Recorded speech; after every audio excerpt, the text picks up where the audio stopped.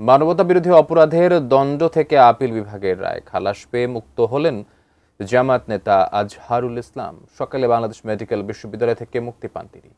পরে শাহবাগে শুকরানা সমাবেশে তিনি অভিযোগ করেন, ষড়যন্ত্রমূলকভাবে জামায়াত নেতাদের ওপর জুডিশিয়াল কিলিং চালানো হয়েছে।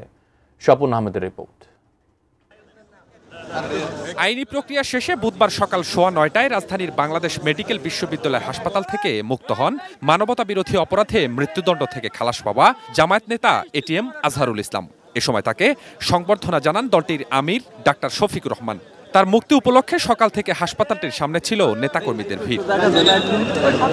তার মুক্তি উপলক্ষে দলের নেতাকর্মীরা শাহবাগে আয়োজন করে শুকরানা সমাবেশ। ব্রেকফাস্ট, টিফিন কিংবা স্ন্যাক টাইমে মজাদার আয়োজন মানে অল টাইম ব্রেড। অংশ নিয়ে জামায়াত ইসলামের সাবেক ভারপ্রাপ্ত secretary general ATM Azharul Islam আবেগ আপ্লুত হয়ে পড়েন।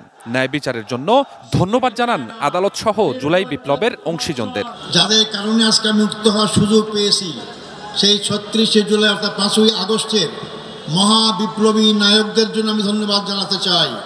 আমার মুক্তির জন্য আমি একজন নগণ্য ব্যক্তি। অনেকে রোজা রেখেছেন, অনেকে সিয়াম পালন করেছেন, অনেকে মানত করেছেন, আমি তাদেরকে ধন্যবাদ জানাতে চাই।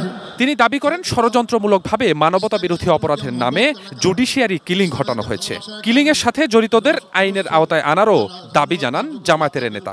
যারা আমার নেতা ছিলেন সেই নেতাদেরকে অন্যায়ভাবে হত্যা করা হয়েছে, জুডিশিয়াল কিলিং করা হয়েছে তাদেরকে। যারা এই হত্যাকাণ্ডের সাথে যেখানে যে পর্যায়ে জড়িত সবাইকে আইনের আওতায় নিয়েছে, তাদেরকে বিচার করা হোক। দেশের 18 কোটি মানুষের সম্মিলিত প্রচেষ্টায় ফ্যাসিবাদের পতন হয়েছে মন্তব্য করে সকলকে ঐক্যবদ্ধ থাকার আহ্বান জানান জামায়াত ইসলামের আমির ডাক্তার শফিকুর রহমান। আমরা এক থাকব, জাতির প্রয়োজনে এক পথে হাঁটব এবং জাতির প্রয়োজনে সমস্ত ষড়যন্ত্র মোকাবেলা করে সামনে ইনশাআল্লাহ এগিয়ে যাব। সমাবেশ শেষে নেতাকর্মীদের সাথে মগবাজার দলের কেন্দ্রীয় কার্যালয়ে যান মুক্তি পাওয়া জামায়াত নেতা এটিএম আজহারুল ইসলাম। স্বপন আহমেদ, এটি নিউজ, ঢাকা।